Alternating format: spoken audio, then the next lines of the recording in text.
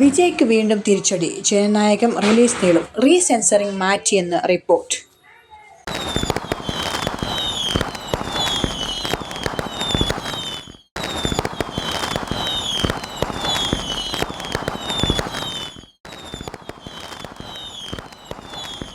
സ്വന്തം ജനനായകൻ വിജയ് ചിത്രം റിലീസിന്റെ തീയതി വീണ്ടും നീളുന്നു.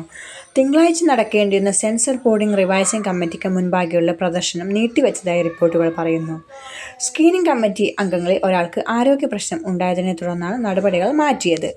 തിങ്കളാഴ്ച ഉച്ചയ്ക്ക് 2 മണിക്കാണ് ചിത്രം സെൻസർ ബോർഡ് റിവൈസിംഗ് കമ്മിറ്റിക്ക് മുൻപാകെ പ്രദർശിപ്പിക്കേണ്ടിയിരുന്നത്. എന്നാൽ ചിത്രത്തിന്റെ നിർമ്മാതാക്കളായ KVN പ്രൊഡക്ഷൻസിന് ഇത് സംബന്ധിച്ച് നിർദ്ദേശം ലഭിച്ചിരുന്നു.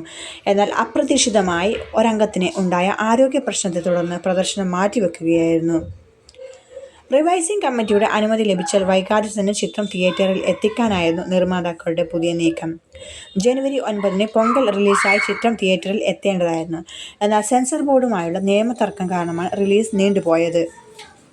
KVN പ്രൊഡക്ഷൻസിന്റെ ബാനറിൽ നിർമ്മിച്ച ചിത്രത്തിന്റെ സംവിധായകൻ H. വിനോദ് ആണ്.